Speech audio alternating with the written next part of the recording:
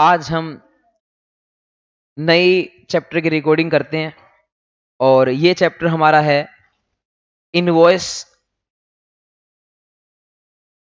Credit note and debit note. ये chapter exam में theory का क्वेश्चन आता है, 5 नंबर का आएगा तो आएगा, अदरवाइज नहीं आएगा। इसमें कुछ बेसिक सी बातें हैं, जैसे कि एफसीएम के केस में हमेशा इनवॉइस कौन बनाता है? सप्लायर। आरसीएम के केस में इनवॉइस कौन बनाता है? सप्लायर भी बना सकता है, रेस्टोरेंट भी बना सकता है। अगर सप्लायर रजिस्टर्ड है तो सप्लायर बनाएगा। आरसीएम के केस में इनवॉइस सप्लायर बनाएगा इफ रजिस्टर्ड, और अदरवाइज अगर वो सप्लायर उसका अनरजिस्टर्ड है तो फिर रेसिपिएंट बनाएगा। रेसिपिएंट तब बनाएगा इफ सप्लायर अनरजिस्टर्ड है। आगे चलते हैं। इनवॉइस के फायदे क्या हैं? भाई आईटीसी मिल जाता है और टू बी में आ जाता है तो एक आईटीसी के लिए प्रूफ बन जाता है, और कुछ खास नहीं। इसके अलावा यहां हम नॉर्मल अकाउंटिंग इनवॉइस की बात नहीं कर रहे, हम किसकी बात कर रहे हैं? टैक्स इनवॉइस की बात कर रहे हैं, क्योंकि ये चैप्टर जो है टैक्स इनवॉइस का है, यानी कि नॉर्मल अकाउंटिंग इनवॉइस की यहां बात नहीं हो रही है। और आगे चलते हैं। 31 का 3, 31 का 2 ये हम कर चुके हैं। 31 का 3 नहीं, 31 का 1, 31 का 2 हम कर चुके हैं। कहां कर चुके हैं? ये हमने टाइम ऑफ सप्लाई में किया था। क्या किया था कि भाई last date of issue of invoice क्या होती है? गुड्स के केस में होती है रिमूवल की डेट, या फिर मेकिंग अवेलेबल या डिलीवरी की डेट। और सर्विसेज के केस में होती है जब भी हमारे पास सर्विस की सप्लाई खत्म हो जाती है, प्रोविजन ऑफ सर्विस खत्म हो जाती है, उसके बाद जो अपने 30 डेज होते हैं उसके अंदर आपको क्या बनाना पड़ता है? इनवॉइस बनाना पड़ता है। ये हम कर चुके हैं 31(1) और 31(2), जो कि हमने कहां पढ़े थे? टाइम ऑफ सप्लाई में। इसके बाद जो है यहां पर एक और बात आती है, जैसे कि 31 के 2 में ही लिख रखा है कि हम टैक्स इनवॉइस में नोट बी इशूड, कि कोई चीजें ऐसी आती हैं, कुछ सर्विसेज ऐसी हैं जिनके केस में हमें टैक्स इनवॉइस इशू नहीं करना पड़ता, कोई और भी चीज चल जाती है, जैसे टिकट वगैरह चल जाती है सिनेमा हॉल के केस में, या फिर अपना बस के केस में भी टिकट चल जाती है। तो इसके लिए मैंने ये पूरा का पूरा चार्ट अपना डाला हुआ है अपनी बुक के अंदर। तो ये मैं चार्ट कहाँ डाला हुआ है, ये मैं ले आता हूं अपना पेज, थोड़ा सा आगे चलते हैं, और ये आपको मिल जाएगा। आई थिंक 25 पेज के आसपास आपको मिलेगा। तो आप 25 पेज के आसपास आ जाइए जहां पर आपको ये चार्ट मिलेगा। तो ये आ जाते हैं 25 पेज पे, तो नहीं है, थोड़ा सा आगे होगा। ये रहा 27 पेज पे है, जहां पे लिख रखा है हमने कि भाई इनवॉइस की जगह क्या क्या डॉक्यूमेंट चल सकते हैं। तो documents in lieu of invoice, invoice की जगह क्या क्या डॉक्यूमेंट चल सकते हैं ये लिख रखा है। Insurance company, banking company, NBFC company के केस में इनवॉइस की जरूरत नहीं होती। जो उनकी स्टेटमेंट होती है, स्टेटमेंट को ही, बैंक स्टेटमेंट जो आपकी आती है उसी को क्या माना जाता है? इनवॉइस माना जाता है। बैंक स्टेटमेंट में क्या क्या चीजें लिखने की जरूरत नहीं होती? सीरियल नंबर लिखने की कोई जरूरत नहीं होती है। इसके अलावा एड्रेस ऑफ रेसिपिएंट लिखने की कोई जरूरत नहीं होती है। ये दो चीजें लिखने की कोई जरूरत नहीं है। बाकी जो है क्या कहते हैं, आपको इंफॉर्मेशन देनी जरूरी है जो भी रूल 46 में लिखी है। बाकी इंफॉर्मेशन कौन सी है? वही name of supplier, name of recipient, दोनों का जीएसटी नंबर हो गया, प्लेस ऑफ सप्लाई हो गया, इसके अलावा डेट हो गई, अपना टैक्स का रेट हो गया, टैक्स की अमाउंट हो गई, वो सारी बातें आपको लिखनी जरूरी है। इसके अलावा आगे चलते हैं, जो कि हमारा यहां पर लिख रखा है कि भाई ये जो स्टेटमेंट दी जाती है ये इलेक्ट्रॉनिकली भी हो सकती है, यानी कि जो आपको बैंक स्टेटमेंट आती है वो हो सकता है आपके ईमेल आईडी पे आती है, इलेक्ट्रॉनिक भी हो सकती है, और इनके ऊपर सिग्नेचर की भी रिक्वायरमेंट नहीं होती, क्योंकि अपना ये स्टेटमेंट क्या होती है? इलेक्ट्रॉनिक होती है। इसके अलावा जो है आगे लिख रखा है, जीटीए के केस में भी जरूरी नहीं है कि आपको क्या इशू करे, वो इनवॉइस इशू करे। जीटीए की जो बिल्टी होती है वही उसका क्या माना जाता है? इनवॉइस। बट इसमें एक और बात खास तौर पे आती है कि जीटीए को कुछ और चीजें भी लिखनी कंपलसरी है। ये क्वेश्चन बन सकता है यहां पर कि जीटीए को क्या क्या चीजें लिखनी कंपलसरी है। जीटीए को ग्रोस वेट, विक अपना जो है प्रोडक्ट का वेट बताना जरूरी है। जीटीए को कंसाइनर का नाम बताना जरूरी है। कंसाइनर और कंसाइनी दोनों का नाम बताना जरूरी है।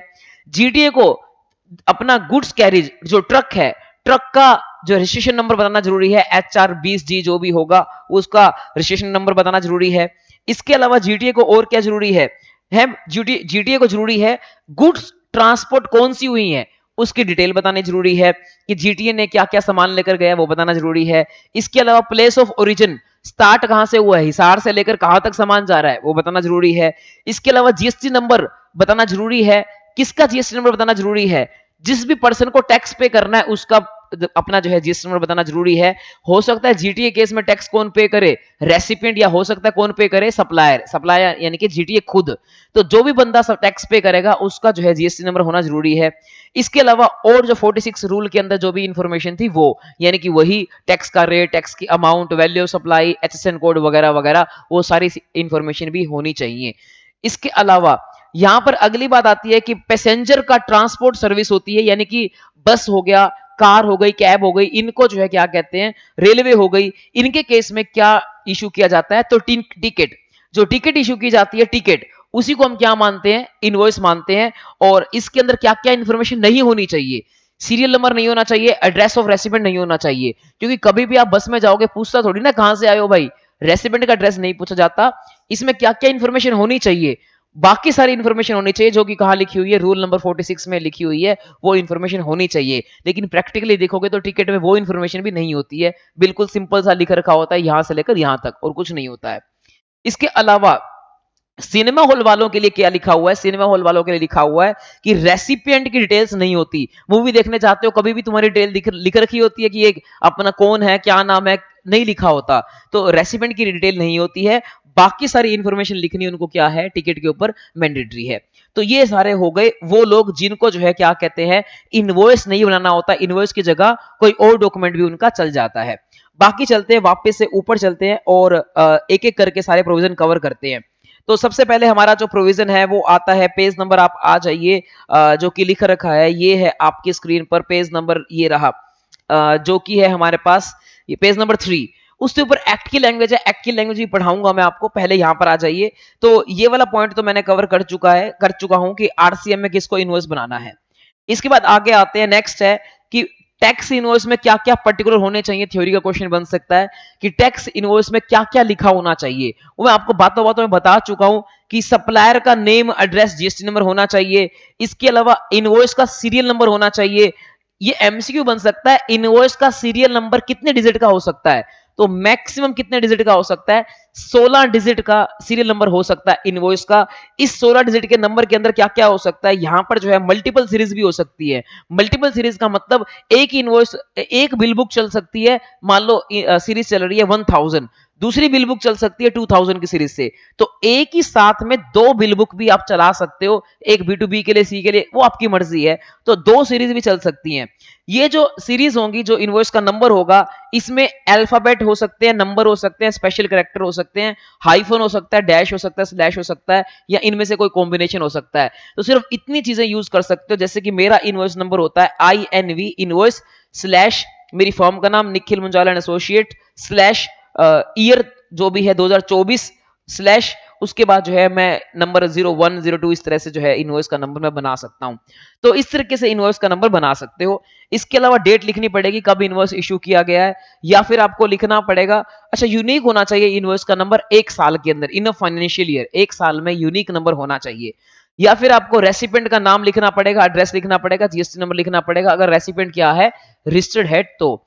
अगर रेसिपेंट अनरजिस्टर्ड है तो फिर क्या लिखना है, अगर रेसिपेंट अनरजिस्टर्ड है तो ये बातें लिखनी है, ये अपना याद करना ज्यादा इंपॉर्टेंट नहीं है मेरे हिसाब से, क्योंकि अगर कहता है कि अगर रेसिपेंट अनरजिस्टर्ड है और 50,000 से कम की चीज है तो कुछ भी मत लिखो, कुछ भी मत लिखो, कोई भी चीज लिखने की जरूरत नहीं है, किसके बारे में, रेसिपेंट के बारे में।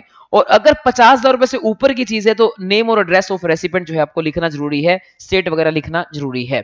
इसके अलावा अगर रेसिपेंट चाहता है कि मेरा नाम लिखो इनवॉइस में तो आप लिख देना। देखो लिखता है कि अगर रेसिपेंट में स्टिल रिक्वेस्ट, अगर रेसिपेंट क्या करता है, रिक्वेस्ट करता है, तो आप उसका नाम भी लिख सकते हो। आगे देखो क्या लिख रखा है, ये OIDAR वालों के या ECO के बारे में लिख रखा है कि उनके लिए क्या इंफॉर्मेशन जरूरी है, ज्यादा इंपॉर्टेंट नहीं है, एक बार रीडिंग कर लेना। इसके अलावा HSN कोड जरूरी है, इसके अलावा डिस्क्रिप्शन ऑफ गुड्स जरूरी है, इसके अलावा क्वांटिटी कितनी है वो जरूरी है, इसके अलावा वैल्यू ऑफ गुड्स जरूरी है, इसके अलावा टैक्स कितना, टैक्सेबल वैल्यू कितनी है वो लिखना पड़ेगा, रेट ऑफ टैक्स क्या है ये बताना पड़ेगा, टैक्स चार्ज कितना किया, प्लेस ऑफ सप्लाई क्या है ये बताना पड़ेगा। इसके अलावा आपको बताना पड़ेगा डिलीवरी का एड्रेस अगर अलग है तो कभी आप अमेजोन से मंगा के देखना, अमेजोन हमेशा लिखता है डिलीवरी एड्रेस ये है, रेस्टोरेंट का एड्रेस ये है, दोनों अलग अलग लिखता है। इसके अलावा क्या रिवर्स चार्ज लग रहा है नहीं लग रहा ये बताना पड़ेगा आपको। मैंने आपको क्लास में इनवॉइस दिखाया हुआ है, उस पर टिक्का वगैरह लगा होता है रिवर्स चार्ज है या नहीं है। साइन करने पड़ेंगे अगर आपका नॉर्मल इनवॉइस है, और अगर आपका इलेक्ट्रॉनिक इनवॉइस है, सॉफ्टवेयर के थ्रू आया है, तो साइन करने की जरूरत नहीं है। तो ये सारी बातें होनी चाहिए, या फिर क्यूआर कोड होना चाहिए। आपको मैं ई इनवॉइस पढ़ा चुका हूं। ई इनवॉइस के ऊपर एक खास बात होती है, उसके ऊपर या तो एक तो होता है आईआरएन नंबर जो कि 64 डिजिट का होता है, और दूसरा उसके ऊपर क्या होता है, अपना जो है क्यूआर कोड होना कंपलसरी होता है। क्यूआर कोड से हम ट्रेस कर सकते हैं कि ये इनवॉइस कौन सा है। इनवॉइस की कितनी कॉपीज बनती हैं शाबाश बताओ बच्चों? 3 कॉपीज बनती हैं, एक कॉपी सप्लायर के लिए, एक रेसिपेंट के लिए, और एक ट्रांसपोर्टर के लिए। सर्विस के इनवॉइस में कितनी कॉपीज बनती हैं? सिर्फ एक कॉपी, 2 कॉपी बनती हैं, एक सप्लायर के लिए और एक रेसिपेंट के लिए। कॉन्टिन्यूस सप्लाई ऑफ गुड्स क्या होता है? कॉन्टिन्यूस सप्लाई ऑफ गुड्स का मतलब होता है कि जब जो है क्या कहते हैं, गुड्स लगातार सप्लाई की जाती है। जैसे कि हमारे घर पे दूध आता है, या हमारे घर पे जो है सब्जी वाला आता है, या हमारे घर पे क्या होता है अपना पेपर आता है, अखबार आती है। तो इन सबको जो है हम क्या बोलते हैं? Continuous supply of goods. और इसके केस में इनवॉइस बनाने की लास्ट डेट क्या होती है? नॉर्मल केस में इनवॉइस बनाने की लास्ट डेट होती है अपना रिमूवल से पहले, लेकिन इस केस में इनवॉइस बनाने की लास्ट डेट होती है जब सक्सेसिव स्टेटमेंट इशू की जाए, या फिर जब सक्सेसिव पेमेंट की जाए। यानी कि जब आपके घर पेपर आता है, तो आपके घर पेपर कैसे आता है? अपना डेली आता होगा, लेकिन वो बिल कैसे लेने आता है? महीने के महीने लेने आता है। तो महीने के महीने जब वो बिल देगा, तो वही उसी टाइम उसको क्या बनाना पड़ेगा? इनवॉइस बनाना पड़ेगा। या महीने के महीने जब वो पेमेंट लेने आएगा, तभी उसको क्या बनाना पड़ेगा? इनवॉइस बनाना पड़ेगा। ये हो गया आपका कॉन्टिन्यूस सप्लाई ऑफ गुड्स। अगला आता है goods Saint on approval basis. Goods Saint on approval basis का मतलब क्या होता है कि मान लेते हैं मैंने सामान, जेठालाल ने कहा कि सामान ले जाओ घर, आप यूज करके देखो, पसंद आए तो रखना, नहीं तो वापस कर देना। इस केस में इनवॉइस कब बनाएगा? तो इस केस में इनवॉइस रिमूवल के टाइम पे नहीं बनाना। इस केस में इनवॉइस बनेगा रिमूवल की डेट से 6 महीने के अंदर, या फिर जब भी वो अपना जो है, जो कस्टमर है, वो गुड्स को क्या करेगा? अप्रूवल देगा, तब दोनों में से जो भी अर्लियर होगा तब आपको इनवॉइस बनाना पड़ेगा। यानी कि अप्रूवल या फिर 6 month from the date of removal, इनमें से जो भी अर्लियर होगा आपको जो है तब बनाना पड़ेगा इनवॉइस। तो जब गुड्स आप लेकर जाओगे, रिमूव करोगे, कोई ना कोई डॉक्यूमेंट तो अपना बनता है सपोर्टिंग के लिए। तो उस टाइम कौन सा डॉक्यूमेंट बनेगा? रूल 55 चालान बनेगा, या फिर उसको क्या बोलते हैं? डिलीवरी चालान। डिलीवरी चालान का सिंपल सी बात थी, कहना था कि जब जब इनवॉइस नहीं बनता और फिर भी गुड्स में क्या होती है मूवमेंट, तो कौन बनूंगा? मैं बनूंगा। इसके बाद जो है अगला आता है अपना सर्विसेज के केस में। सर्विसेज के केस में बात करता है कि भाई सेम वही होता है कि सर्विस कंप्लीट होने के 30 डेज के अंदर आपको क्या बनाना पड़ता है? इनवॉइस बनाना पड़ता है। कॉन्टिन्यूस सप्लाई और सर्विस का केस। कॉन्टिन्यूस सप्लाई और सर्विस की पहले आपको देखनी पड़ेगी डेफिनेशन। इसकी डेफिनेशन के अंदर कितने पॉइंट्स आते हैं? 4 पॉइंट आते हैं। पहला पॉइंट कि ये जो कॉन्टिन्यूस सप्लाई और सर्विस है वो कंटिन्यूसली चलती रहनी चाहिए। दूसरा पॉइंट सिंगल कॉन्ट्रैक्ट होना चाहिए। तीसरा पॉइंट मोर देन 3 मंथ्स होना चाहिए। और चौथा पॉइंट पीरियोडिकली पेमेंट्स होनी चाहिए। अगर ये चारों कंडीशन सेटिस्फाई होती हैं, तो हम उसको कंटिन्यूस सप्लाई और सर्विस बोलते हैं। और अगर एक बार कंटिन्यूस सप्लाई और सर्विस बन जाता है, तो उस केस में क्या कहते हैं, आपका इश्यू ऑफ इनवॉइस कब किया जाएगा? तो आपको 3 चीजें चेक करनी पड़ेगी। अगर जो कॉन्ट्रैक्ट है, कॉन्ट्रैक्ट में डेट ऑफ पेमेंट लिखी हुई है, तो पेमेंट की डेट से पहले पहले, पेमेंट की डेट नहीं, पेमेंट की ड्यू डेट से पहले पहले, जो भी डेट कॉन्ट्रैक्ट में लिखी है उससे पहले पहले क्या बनाना पड़ेगा? इनवॉइस। एग्जाम्पल के तौर पे रेंट एग्रीमेंट इसका बेस्ट एग्जाम्पल है। रेंट एग्रीमेंट के केस में क्या होता है, हर महीने 7 तारीख जो है अपना वो ड्यू डेट होती है, रेंट देना होता है। और यहाँ पर रेंट एग्रीमेंट में 12 महीने का कॉन्ट्रैक्ट होता है। तो इसका मतलब ये किसकी डेफिनेशन के अंदर कवर हो जाता है? कंटिन्यूस सप्लाई ऑफ सर्विस के केस में। तो यहां पर इनवॉइस कब बनाना पड़ेगा? एग्रीमेंट में लिखा रखा है कि हर महीने की 7 तारीख को रेंट देना है, तो हर महीने की 7 तारीख को क्या बनाना पड़ेगा? इनवॉइस बनाना पड़ेगा। चाहे वो 7 तारीख को पेमेंट दे या ना दे, जो भी एग्रीमेंट में डेट लिख दी वहां पर आपको क्या बनाना पड़ेगा? इनवॉइस बनाना पड़ेगा। और इनवॉइस बनेगा हर महीने का अलग अलग, हर महीने का रेंट का इनवॉइस बनेगा। इसके अलावा सेकंड पॉइंट, अगर एग्रीमेंट के अंदर, कॉन्ट्रैक्ट के अंदर लिख रखा है कि भाई पेमेंट मिलनी है कंप्लीशन ऑफ एन इवेंट के बेस पे, पेमेंट की डेट नहीं लिख रखी, बट यहां लिख रखा है कि अगर कोई इवेंट कंप्लीट हो जाएगी तो ही आपको पेमेंट मिलेगी। जैसे कि कई बार क्या होता है कि भाई कंस्ट्रक्शन का एग्जांपल दो, जब ये नींव अपना खुद जाती हैं, तो फिर जो अपना कंस्ट्रक्शन वाले होते हैं वो मांगते हैं 25% ऑफ पेमेंट। इसके अलावा जब दीवार हो जाती है तो मांगते हैं अगली 25%, फिर उसके बाद छत लग जाती है तो अगली 25% और प्लस्तर हो जाता है तो अगली 25% मांगते हैं। तो 4 इंस्टॉलमेंट्स में पेमेंट मांगते हैं। 10 लाख का मान लो कॉन्ट्रैक्ट है, पहले 2.5 लाख का बिल कब बनेगा? जब क्या हो जाएगी, नींव खुद जाएगी तो पहले 2.5 लाख का बिल बनेगा, फिर दीवारें खड़ी हो जाएंगी अगले 2.5 लाख का बिल बनेगा, छत लग जाएगी अगले 2.5 लाख का बिल बनेगा, और जब सारा काम कंप्लीट हो जाएगा तो लास्ट के 2.5 लाख का बिल बनेगा। तो मतलब सेकंड केस में क्या है कि कॉन्ट्रैक्ट में हमने क्या नहीं लिखी, डेट नहीं लिखी, बट कॉन्ट्रैक्ट में क्या लिख दिया, एक इवेंट लिख दिया जिसको कंप्लीट होने के बाद जो है क्या कहते हैं, पेमेंट ड्यू हो जाती है। तो हम उस इवेंट के कंप्लीशन होने पे क्या बना देंगे, बिल बना देंगे।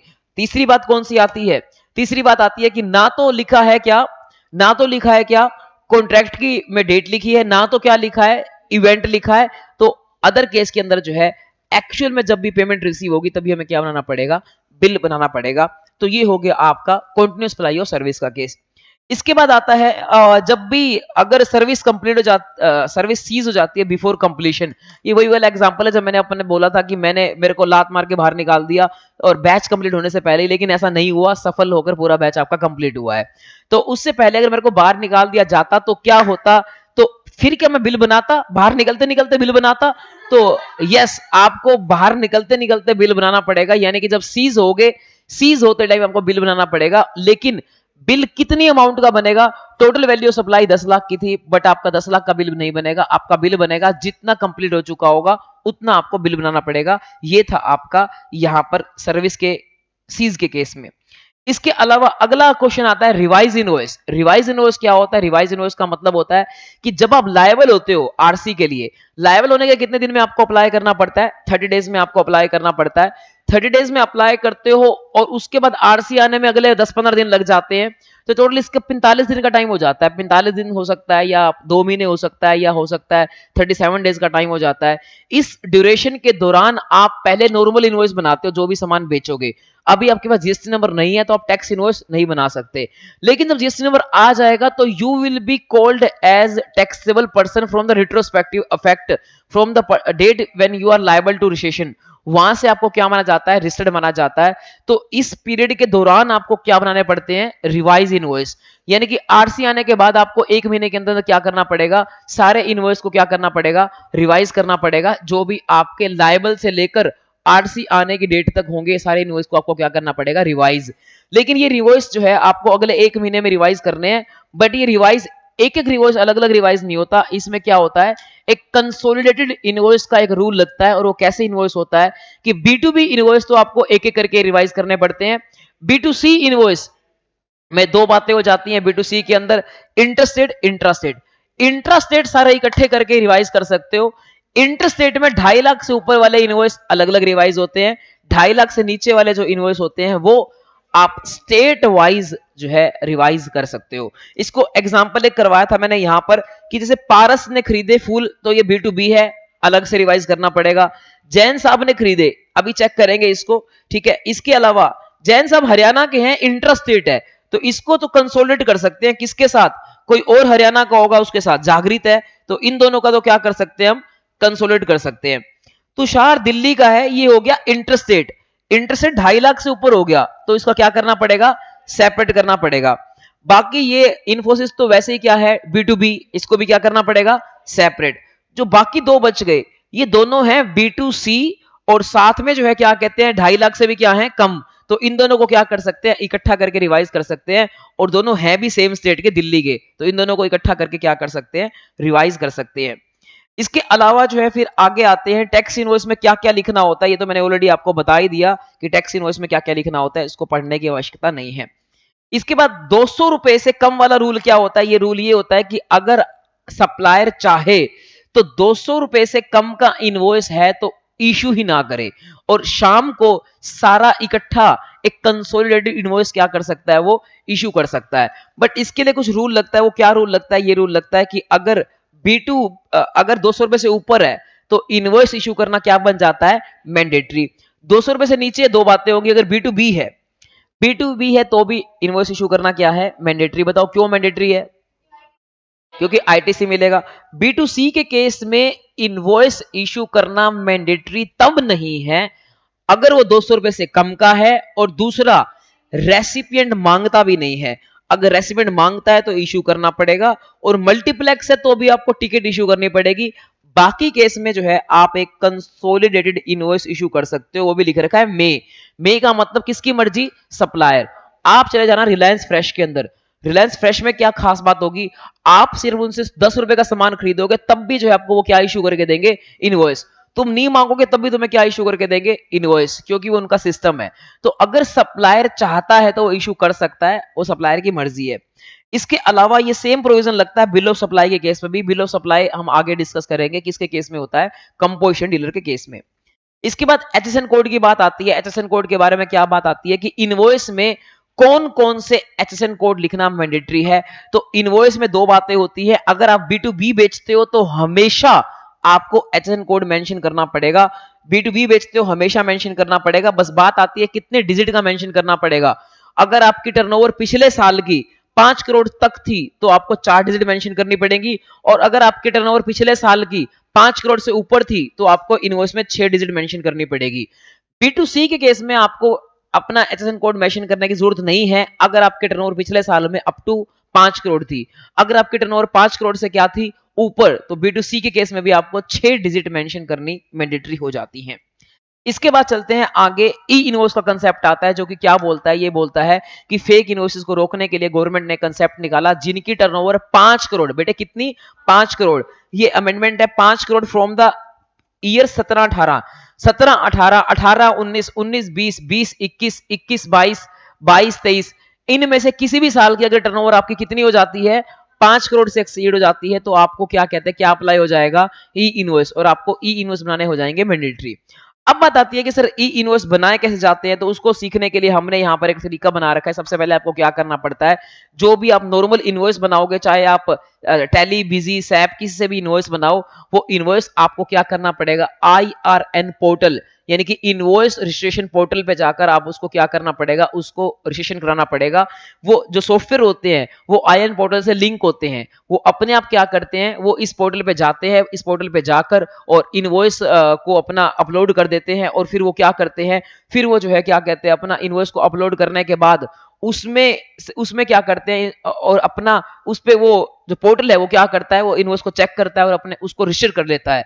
रजिस्टर करने के बाद वो पोर्टल दो चीजें करता है, एक तो क्यूआर कोड लगा देता है उस इनवॉइस के ऊपर, और दूसरा IRN नंबर जो है उसके ऊपर जो है नोट कर देता है। तो ये करने के बाद जो है वो क्या करता है, इनवॉइस, हाँ, तो अपना ये, हाँ, फिर वो क्या करता है, वो वापिस वो इनवॉइस वापस आपके सॉफ्टवेयर में आ जाता है, और फिर आप उस सॉफ्टवेयर के अंदर उसे PDF में कन्वर्ट करके उसका प्रिंट निकाल सकते हो। वैसे जो ये पोर्टल है वो जेसोन नाम की फाइल पहचानता है, सिर्फ जेसोन यूटिलिटी आप इसके अंदर अपलोड कर सकते हो, तो सिर्फ ये काम जो है ये कर सकते हो। इसके अलावा जो मैंने IRN नंबर बताया वो 64 डिजिट का होता है, और मैंने ये भी बताया कि जो वहां से चेक होने के बाद आएगा, तो मैं ये कह रहा था कि भाई 64 डिजिट का नंबर होता है, और साथ में क्यूआर कोड आता है। क्यूआर कोड के अंदर सारी डिटेल होती है, अगर आप उसको स्कैन करोगे तो चेक करोगे तो पूरा का पूरा इनवॉइस ओपन हो जाएगा। तो ये है हमारा जो है क्या कहते हैं अपना ई इनवॉइस। अब ये ई इनवॉइस आप अपना प्रिंट निकालो और सप्लायर खुद रखे, रेसिपिएंट को दे दो, ये सारा आप काम कर सकते हो। चाहे तो इसका प्रिंट ना भी निकालो तो भी चल जाएगा, ऐसा हमारी गवर्नमेंट कहती है। इसका जो IRN नंबर होता है वो 64 डिजिट का होता है, वही सफिशिएंट होता है, आप इसको स्टोर करके रख सकते हो, संभाल के रख सकते हो। अब बात आती है कि भाई ये जो आपने इनवॉइस बनाया, इस इनवॉइस में क्या क्या डिटेल भरनी पड़ती है। इसके अंदर सप्लायर का नाम, GST नंबर, वो सारे जो 46 रूल के अंदर प्रोविजन थे वो सारे आपको डालने पड़ते हैं। इसके साथ में आपको एडिशनल डिटेल भरनी पड़ती है, वो कौन सी डिटेल होती है, ट्रांसपोर्टर की डिटेल। अगर आप ट्रांसपोर्टर की डिटेल भी भर देते हो तो ईवे बिल भी आपका ऑटोमेटिकली क्या हो जाता है, जनरेट हो जाता है, वो भी आपका अपने आप जनरेट हो जाता है। आपको फिर अलग से ईवे बिल पोर्टल पे जाने की जरूरत नहीं है, आपका ईवे बिल भी जो है ये IRP पोर्टल जनरेट कर देता है। इसके अलावा एक और बात आती है कि ये IRP पोर्टल इतना शक्तिशाली है कि ये पोर्टल सीधा कनेक्ट किससे करता है, ये सीधा जो है अपना GST पोर्टल से कनेक्ट करता है, और आपकी R1 भी भर देता है। अगर आप ई इनवॉइस बनाओगे तो आपकी R1 ऑटोमेटिकली भरी आएगी, बस आपको उसको चेक करके सबमिट करना पड़ेगा। तो ये है IRP पोर्टल के बारे में हमने आपको बातें बताई। इसके अलावा ई इनवॉइस मैंडेटरी कहां पर है, यहां लिमिट अब आपकी 20 करोड़ से घटकर कितनी हो गई है, 5 करोड़ हो गई है, ये मैंने आपको बता दिया है। इसके अलावा जो है ये सिर्फ बनाने पड़ते हैं B2B के केस में। ई इनवॉइस हमेशा किसके लिए, सिर्फ किसके लिए बनाने हैं, B2B के केस में। किसके लिए बनाने हैं, B2 बी के केस में किसके लिए बनाने हैं, बी टू बी के केस में बनाने हैं, बी टू सी में नहीं बनाने। बी टू सी में क्या बनता है, डायनेमिक क्यूआर कोड बनता है, वो आपको आगे बताऊंगा।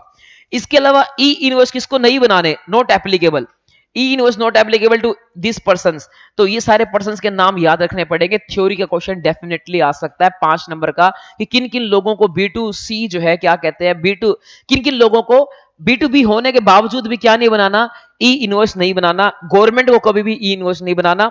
ये तब है जब ये सप्लायर हो, ये रेसिपिएंट नहीं, ये जब क्या है, जब ये क्या है, सप्लायर। अगर ये सारे रेसिपिएंट हैं तो ई इनवॉइस बनाना या नहीं बनाना, ये डिपेंड करता है किसके ऊपर, इसका सप्लायर कौन है उसके ऊपर। यहां तो ये बात हो रही है कि ये खुद ही सप्लायर है, तो जो है क्या कहते हैं अपना एसईजेड यूनिट को ई इनवॉइस नहीं बनाना, बैंक को नहीं बनाना, एफआई को नहीं बनाना, इंश्योरेंस को, जीटीए को, पैसेंजर ट्रांसपोर्ट, मल्टीप्लेक्स और गवर्नमेंट डिपार्टमेंट, लोकल अथॉरिटी, इन सबको जो है ई इनवॉइस नहीं बनाना। और इन लोगों को क्या करना है, इन लोगों को अपने इनवॉइस के ऊपर एक डिक्लेरेशन देनी मैंडेटरी है। वो ये डिक्लेरेशन है कि चाहे मेरी टर्नओवर ज्यादा हो लेकिन फिर भी मेरे को ई इनवॉइस बनाने की जरूरत नहीं है। क्यों जरूरत नहीं है, क्योंकि जो है क्या कहते हैं, क्यों जरूरत नहीं है, क्यों जरूरत नहीं है, क्योंकि जो है गवर्नमेंट ने इसको अलग से क्या कर रखा है, एग्जम्प्ट कर रखा है। इसके बाद अगली बात आती है कि भाई एक्सपोर्टर को भी ई इनवॉइस बनाना पड़ेगा अगर उसकी टर्नओवर क्या है, ज्यादा है। इसके अलावा अगर आईआरएन नंबर नहीं है तो ई इनवॉइस क्या माना जाएगा, वॉइड माना जाएगा और फिर आपको आईटीसी नहीं मिलेगा। इसके बाद जो है अगली बात आती है कि भाई आरसीएम के केस में ई इनवॉइस कौन बनाएगा। भाई रेसिपिएंट कभी भी ई इनवॉइस नहीं बनाएगा। तो अगर रेसिपिएंट इनवॉइस बना रहा है तो वो कभी भी ई इनवॉइस नहीं बनाएगा। ई इनवॉइस तभी बनेगा जब क्या कहते हैं, कौन बना रहा है, सप्लायर। और सप्लायर अगर रजिस्टर्ड होगा और उसकी टर्नओवर 5 करोड़ से क्या होगी, ज्यादा होगी, तो सप्लायर इनवॉइस बनाएगा। वो वाला कौन सा हो सकता है, ई इनवॉइस हो सकता है। उस पर टिक कर देगा कि क्या है ये, आरसीएम। तो ऑटोमेटिकली वो रेसिपिएंट के 3B में चला जाएगा। अब देखो यहां पर क्या लिख रखा है, यही लिख रखा है कि अगर जो है सप्लायर इनवॉइस बना रहा है, सप्लायर की टर्नओवर 50 करोड़ लिख रखा है, इधर 5 करोड़ आएगा, टाइपिंग मिस्टेक है। अगर सप्लायर की टर्नओवर 5 करोड़ से ऊपर है तो सप्लायर जो है इनवॉइस बनाएगा, तो वो ई इनवॉइस हो सकता है। लेकिन अगर इनवॉइस बना रहा है रेसिपिएंट, तो रेसिपिएंट की टर्नओवर चाहे कितनी भी हो, ई इनवॉइस बनाने की कोई भी जरूरत नहीं है। रेसिपिएंट जब इनवॉइस बना रहा है तो ई इनवॉइस नहीं बनाएगा। इसके अलावा ई इनवॉइस का रूल अप्लाई होगा डेबिट नोट पे भी, क्रेडिट नोट पे भी, और अगर वो बनाए जाएंगे बी टू बी के केस में।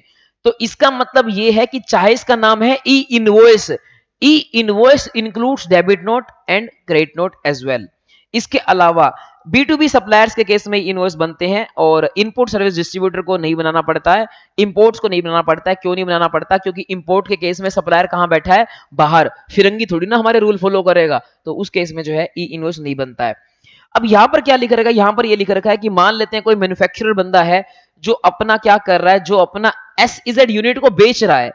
एसईजेड यूनिट जब आगे बेचेगा वहां तो ई इनवॉइस नहीं लगेगा, ये मैंने आपको बता दिया। लेकिन जब एसईजेड यूनिट क्या कर रहा है, खरीद रहा है, क्या इसके ऊपर ई इनवॉइस लगेगा, नहीं लगेगा, इट डिपेंड्स अपॉन मैन्युफैक्चरर। अगर मैन्युफैक्चरर की टर्नओवर क्या है, ज्यादा है, तो फिर वो जो है ई इनवॉइस बनाएगा। आगे चलते हैं। इसके बाद अगली बात आती है कि ई इनवॉइस कैंसिल किया जा सकता है 24 घंटे के अंदर अंदर। ये आपको टाइम लिमिट्स याद रखनी है। और अगर कैंसिल नहीं हो पाया फिर तो R1 के टाइम पे ही उसको अमेंड कर सकोगे, जीएसटी जब रिटर्न भरोगे, अदरवाइज आप अमेंड नहीं कर पाओगे इसको। इसके अलावा जो है क्या कहते हैं, same iron can not be use for other invoice, यानी कि गवर्नमेंट ने 64 डिजिट का यूनिक आयरन बनाया है।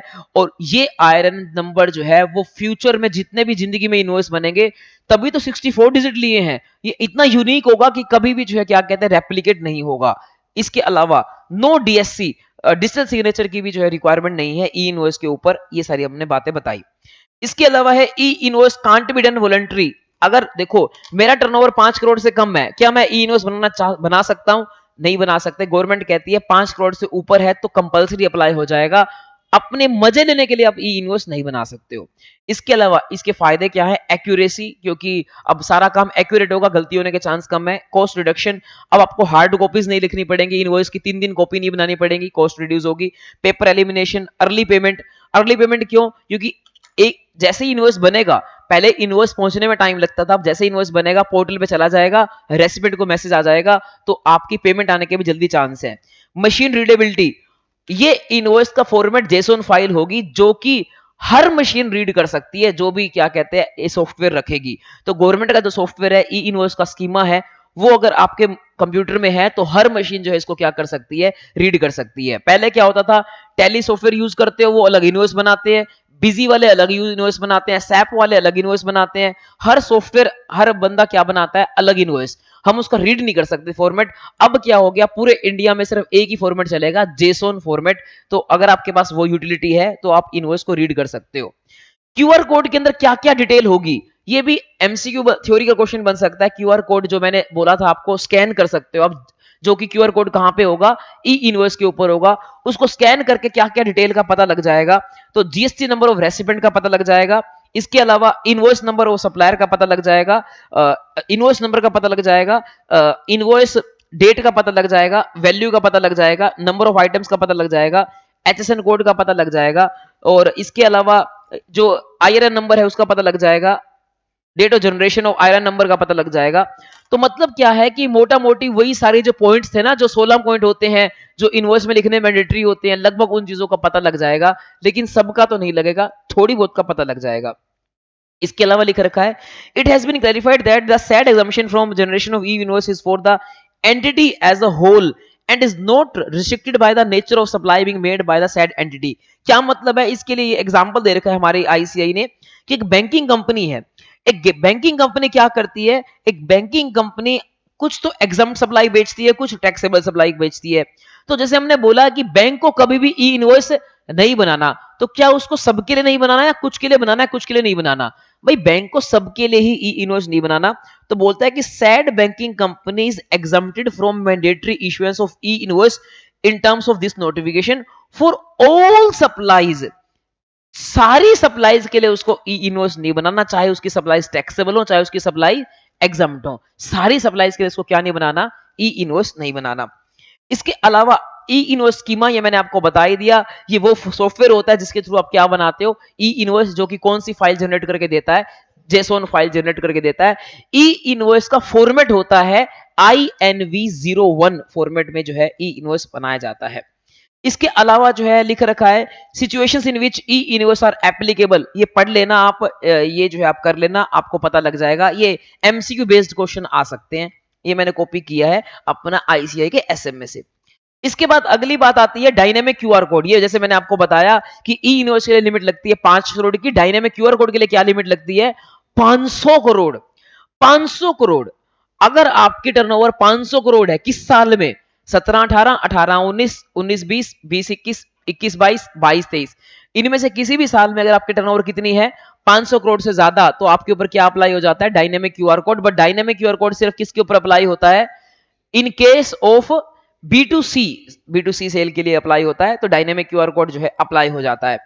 इसके अलावा जो है क्या कहते हैं, इन्होंने लिख रखा है कि इसका सिर्फ एक ही फायदा है कि हम एनकरेज करना चाहते हैं कि लोग जो है इसको स्कैन करके क्या करें, पेमेंट करें, ताकि ऑनलाइन पेमेंट करें। तभी हमने इसको कैसे अप्लाई किया है, बी2सी के केस में अप्लाई किया है। तो 500 करोड़ इसकी टर्नओवर की लिमिट है।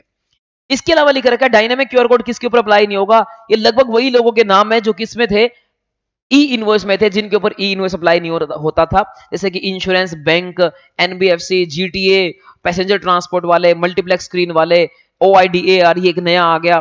तो इनके ऊपर जो है अपना B2 हाँ, या फिर B2B सेल कर रहे हो तब भी डायनेमिक क्यूआर कोड अप्लाई नहीं होता। तो डायनेमिक क्यूआर कोड सिर्फ B2C के केस में अप्लाई होता है। अब डायनेमिक क्यूआर कोड में क्या इंफॉर्मेशन होती है, ये वही लगभग डायनेमिक क्यूआर कोड में वो इंफॉर्मेशन नहीं है जो इनवॉइस में होती थी। एक ऊपर आया था ना कि क्यूआर कोड में क्या क्या इंफॉर्मेशन होती है, वो तो कौन सा क्यूआर कोड था, वो था ई इनवॉइस के ऊपर जो क्यूआर कोड होता है उसके ऊपर क्या इंफॉर्मेशन होती है, उसमें इनवॉइस की डिटेल होती है। ये कौन सा क्यूआर कोड है, ये क्यूआर कोड है कि मैं किसी, अब एक मैं आपको सच्ची का एग्जांपल बताता हूं। मैं गया था अपना खाना खाने बारबेक्यू नेशन, मेरे पास पैसे नहीं थे, तो मैं जो है क्या कहते हैं वहां पर उनको जाकर बोला कि भाई आप जो है अपना पेमेंट एक्सेप्ट कर लो, यूपीआई से पेमेंट कर लो आप। तो मैंने अपना मोबाइल निकाला, मैंने कहा यूपीआई कर देता हूं। तो वो कहता है यूपीआई का सिस्टम, हमारे पास यूपीआई आईडी नहीं है, ना कि कोई नंबर है। हम तो क्या करेंगे, हमारे पास एक मशीन है जो क्या जनरेट करके देती है, डायनेमिक क्यूआर कोड जनरेट करके देती है। उसने कुछ मोबाइल उसमें डाला, खाना खुना मैंने कितना खाया वो डाला, और फिर जो है उसने क्या कहते हैं बटन दबाया और एक क्यूआर कोड जनरेट हो गया। मैंने कहा भाई तो कमाल है, और मैंने उसको स्कैन किया तो ऑटोमेटिकली क्या हो गया, पेटीएम की ऐप पे वो अपना जाकर अपने आप ही बारबेक्यू के नेशन का नाम आ गया और अमाउंट भी लिखी आ गई कि भाई इतना जो है आपको पेमेंट करनी है। मैंने बस अपना पिन डाला और पेमेंट हो गई। ये होता है dynamic QR code. Dynamic QR code is unique for every transaction, यानी कि ये ट्रांजेक्शन के लिए अलग बना है और कल को जो है क्या कहते हैं आप जाओगे तो आपके लिए अलग बनेगा। एक होता है स्टैटिक क्यूआर कोड जो कि हर दुकानदार के अपना लगा होता है, पेटीएम करो, वो वाला स्टैटिक क्यूआर कोड होता है। उसमें तो क्या होता है, उस दुकानदार के यूपीआई आईडी, उसका अकाउंट नंबर वगैरह होता है, बैंक अकाउंट नंबर। लेकिन इस डायनेमिक क्यूआर कोड में क्या होता है, बैंक अकाउंट नंबर के साथ साथ जो है वहां पर इनवॉइस की डिटेल भी होती है, अमाउंट वगैरह की डिटेल भी होती है। तो यहाँ सप्लायर का जीएसटी नंबर भी होता है, यूपीआई आईडी भी होती है, बैंक अकाउंट नंबर भी होता है, इनवॉइस का नंबर, डिटेल, वैल्यू, जीएसटी, ये सारी जो है चीजें होती है इस अपना डायनेमिक क्यूआर कोड के अंदर। अब बात आती है कि डायनेमिक क्यूआर कोड को अप्लाई कैसे करें। एग्जाम में आने के चांस तो कम है, लेकिन थ्योरी का क्वेश्चन अपना क्या पता बन सकता है। तो गवर्नमेंट बोलती है कि डायनेमिक क्यूआर कोड को अप्लाई करने के लिए या तो आप डायनेमिक क्यूआर कोड को क्या कर सकते हो, डिस्प्ले, अपनी दुकान पे डिस्प्ले कर दो डायनेमिक क्यूआर कोड, यानी कि जैसे बारबेक्यू नेशन वाले ने किया, मशीन ले आया और मेरे को डिस्प्ले कर दिया। या फिर आपके पास मशीन नहीं है तो घबराने की बात नहीं है, आप कस्टमर को सिर्फ क्या कर दो, यूपीआई आईडी प्रोवाइड कर दो। कस्टमर जब भी आए आप उसको बोलो कि आप यूपीआई के थ्रू पेमेंट कर सकते हो, तो भी आपको हम मान लेंगे कि आपने डायनेमिक क्यूआर कोड क्या कर दिया, अपना फुलफिल कर दिया। या फिर आप क्या करो, ईसीओ के थ्रू अपना सप्लाई करते हो तो ईसीओ फिर अपने आप ही क्यूआर कोड बनाएगा, आपको कुछ भी दिक्कत करने की जरूरत नहीं है। अब इन तीनों ही केस में दो बातें होंगी ईच। दो बातें कौन सी होंगी, पहली बात ये होगी कि भाई अगर इनवॉइस होता है प्रीपेड तो अलग तरीके से काम होता है, अगर और इनवॉइस होता है पोस्टपेड तो अलग तरीके से काम होता है। प्रीपेड इनवॉइस का मतलब कस्टमर ने पहले पेमेंट कर दी, इनवॉइस बन रहा है बाद में, तो गवर्नमेंट कहती है उस केस में इनवॉइस बाद में बन रहा है तो इनवॉइस के अंदर आपको पेमेंट की क्रॉस रेफरेंस देनी पड़ेगी कि पेमेंट कहां से रिसीव हुई है। चाहे पेमेंट उसने कैश में की हो, तुमने डायनेमिक कोड शो किया था, अगले ने पेमेंट नहीं की, अगले ने कैश में पेमेंट कर दी, तो गवर्नमेंट कहती है इनवॉइस में डायनेमिक क्यूआर कोड भी शो करना पड़ेगा, साथ में आपको इनवॉइस में पेमेंट कैसे की है ये भी शो करना पड़ेगा, कैश में आया है, चेक से आया, कैसे आया वो भी शो करना पड़ेगा। और अगर पोस्टपेड इनवॉइस है, इनवॉइस पहले बन गया तो आपको पता ही नहीं है, आपको पता ही नहीं है फिर तो क्या कहते हैं अपना कि भाई पेमेंट कैसे आएगी, कैश में आएगी या कैसे आएगी, तो आप इनवॉइस में पेमेंट का नंबर तो नहीं लिख सकते, तो फिर तो आपको इनवॉइस पे क्यूआर कोड शो करना पड़ेगा। तो फिर आपको इनवॉइस पे क्यूआर कोड शो करना पड़ेगा। इसका मतलब क्या है, अगर इनवॉइस पहले बन गया तो फिर तो आपको इनवॉइस पे क्या शो करना है, क्यूआर कोड। इनवॉइस बाद में बना है, पेमेंट पहले आई है, तो फिर इनवॉइस पे आपको पेमेंट की रेफरेंस देनी है कि पेमेंट कैसे आई है, कैश में आई है, चेक से आई है, ये आपको जो है बताना है। इसके अलावा गवर्नमेंट कहती है अदर केसेस है कि in case of retail sales over the counter payment from the customer is received on the payment counter by displaying QR code on display whereas the invoice along with the number is. तो ये कुछ points हैं जो कि खास नहीं है। इसमें क्या बोलना चाह रहा है, इसमें ये बोलना चाह रहा है कि मान लेते हैं कस्टमर को हमने क्यूआर कोड दिखाया था, बट कस्टमर ने क्या कहते हैं अपना पेमेंट चाहे की या ना की उससे फर्क नहीं पड़ता, हम क्यूआर कोड किसी और मशीन से दिखाते हैं, जैसे पेटीएम की मशीन से दिखाते हैं। अब अपना पेट्रोल पंप पे जाओगे ना, वो क्यूआर कोड दिखाते हैं पेटीएम की मशीन से, लेकिन इनवॉइस बनाते हैं वो अलग तरीके से। तो उस केस में गवर्नमेंट कहती है इनवॉइस के अंदर आप पेमेंट का क्रॉस रेफरेंस दिख देते हो तो हम मान लेंगे कि आपने क्या कहते हैं क्यूआर कोड अप्लाई कर दिया है। तो इसके अलावा in case part payment received before dynamic QR code, अगर आधी पेमेंट पहले आई है आधी बाद में आई है तो आप आधी का क्रॉस रेफरेंस लिख दो, हम मान लेंगे। इस तरह की कुछ बातें हैं जनरल सी जो कि मेरे को नहीं लगता ज्यादा एग्जाम के लिए रेलेवेंट है। बट ये वाला पॉइंट आ सकता है, क्या बोलता है कि अगर आप यूआईएन नंबर वालों को इनवॉइस बना रहे हो, तो यूआईएन नंबर वालों को इनवॉइस बना रहे हो उनको बी टू बी मानेंगे या बी टू सी मानेंगे। यूएन नंबर वाले जो है क्या कहते हैं, कौन होते हैं, ये होते हैं एम्बेसी वाले। तो इनको बी टू बी मानेंगे या बी टू सी मानेंगे, यानी कि पारस ने मान लो इनवॉइस बनाया यूएन वालों को तो बी टू बी माना जाएगा, बी टू सी, तो इनको बी टू सी माना जाएगा क्योंकि यूआईएन नंबर वाले क्या होते हैं, इनको अनरजिस्टर्ड पर्सन माना जाता है, तो इनको बी टू सी माना जाएगा। और अगर इनको बी टू सी माना जाएगा तो इस केस में फिर इनके ऊपर जो है डायनेमिक क्यूआर कोड जो है अप्लाई हो जाएगा, लेकिन ई इनवॉइस अप्लाई नहीं होगा क्योंकि ये क्या माना जाएगा, बी टू सी माना जाएगा। इसके अलावा अब आता है bill of supply. Bill of supply क्या होता है, बिल ऑफ सप्लाई का मतलब होता है, मोबाइल नहीं चलाना क्लास में, बिल ऑफ सप्लाई का मतलब होता है कि अगर अगर अगर आप क्या बेचते हो, टैक्सेबल सप्लाई बेचते हो तो क्या बनता है, इनवॉइस। टैक्सेबल सप्लाई बेचते हो क्या बनता है, इनवॉइस। लेकिन अगर आप क्या बेचते हो, अगर आप एग्जाम्प्ट सप्लाई बेचते हो या नील रेट सप्लाई बेचते हो या फिर जीरो रेट नहीं, जीरो रेट पे तो क्या कहते हैं, इनवॉइस बनता है अलग तरीके से, वो अपना सिलेबस का पार्ट नहीं है। तो नील रेट, एग्जम्प्ट सप्लाई या फिर आप कंपोजिशन सप्लाई करते हो तो आपका क्या बनाना पड़ता है, बिल ऑफ सप्लाई बनाना पड़ता है। तो देखो यहां पर क्या लिखा मिलेगा आपको, बिल ऑफ सप्लाई बनाना पड़ता है कब कब, या तो आप एग्जम्प्ट सप्लाई करते हो या कंपोजिशन सप्लाई करते हो तो आपको जो है बिल ऑफ सप्लाई बनाना पड़ता है। बिल ऑफ सप्लाई में क्या क्या डिटेल देनी होती है, सेम वही डिटेल देनी होती है जो कहां देनी होती है, इनवॉइस में। तो इसमें कुछ खास आपको बात पढ़ने की जरूरत नहीं है। एक और छोटा सा शॉर्ट नोट आता है, वो ये है, what is invoice cum bill of supply. Invoice cum bill of supply क्या होता है? Invoice cum bill of supply का मतलब होता है कि आप क्या कर रहे हो, आप जो है क्या कहते हैं अपना एक दो चीजें बेच रहे हो। आप एक तो बेच रहे हो क्या कहते हैं एग्जम्प्ट चीज, या फिर जिसके ऊपर जीएसटी नहीं लगता वो चीज बेच रहे हो। एक चीज बेच रहे हो जिसके ऊपर जीएसटी लगता है, जैसे आप किसी रेस्टोरेंट में गए तो पनीर टिक्का बेच रहा है जिसके ऊपर जीएसटी लगता है, और साथ में अल्कोहल बेच रहा है जिसके ऊपर जीएसटी नहीं लगता, और वो एक सिंगल इनवॉइस बनाकर ले आता है जिसके ऊपर क्या करता है वो वैट भी चार्ज कर देता है, और साथ में वो क्या करता है अपना जीएसटी भी चार्ज कर देता है। वैट चार्ज किसके ऊपर करेगा? अल्कोहल वाले कंटेंट के ऊपर वैट चार्ज करेगा, और बाकी के ऊपर क्या चार्ज करेगा? जीएसटी चार्ज करेगा। तो इसको हम क्या बोलते हैं? Invoice cum bill of supply. जब एक सिंगल डॉक्यूमेंट बनाया जाता है for taxable as well as exempt supply, तो उसके लिए क्या बोलते हैं? उसको क्या बोलते हैं? Invoice cum bill of supply. इसके अलावा जो है क्या कहते हैं, अगला जो हमारे पास डॉक्यूमेंट आता है वो आता है हमारे पास invoice cum bill of supply, पढ़ाई दिया आपको। अगला डॉक्यूमेंट आता है रिसीट वाउचर। अच्छा, इसमें एक बात आती है, एक अमेंडमेंट सी आई थी छोटी सी, वो क्या थी कि भाई पहले क्या होता था, बिल ऑफ सप्लाई के लिए या invoice cum bill of supply के लिए क्या क्या पर्टिकुलर्स मेंशन करने होते हैं वो नहीं होता था। इनवॉइस के लिए तो पता है हमें क्या क्या पर्टिकुलर मेंशन करने होते हैं, लेकिन बिल ऑफ सप्लाई या invoice cum bill of supply में क्या क्या पर्टिकुलर मेंशन करने होते हैं ये नहीं लिखा होता था। अब गवर्नमेंट ने क्लैरिफाई किया है कि invoice cum bill of supply के लिए भी आपको वही 15-16 पर्टिकुलर सारे के सारे मेंशन करने पड़ेंगे, सारे के सारे होने चाहिए। आप ब्रू टाउन के अंदर पहले दारू पीने जाते थे ना, वो कुछ नहीं लिखता, सिर्फ और सिर्फ क्या लिखता है, अपना वैट नंबर, अपना जीएसटी नंबर और अपना पनीर टिक्का और रेट लगा दिया बस। सप्लायर का नाम, रेसिपिएंट का नाम, वो जो चीजें होती थी जीएसटी का रेट वगैरह वो नहीं लिखता था। तो लिखना अब मैंडेटरी हो जाएगा कि वो सारी चीजें होनी चाहिए जो हमने क्या कहते हैं किस में पढ़ी थी, इनवॉइस के केस में पढ़ी थी। अब अगली जो चीज आती है वो है रिसीट वाउचर। रिसीट वाउचर क्या होती है? रिसीट वाउचर का मतलब होता है जब भी आप पेमेंट क्या करते हो, रिसीव, जब भी क्या रिसीव करते हो, एडवांस रिसीव करते हो, तो हमें क्या इशू करना होता है? Receipt voucher.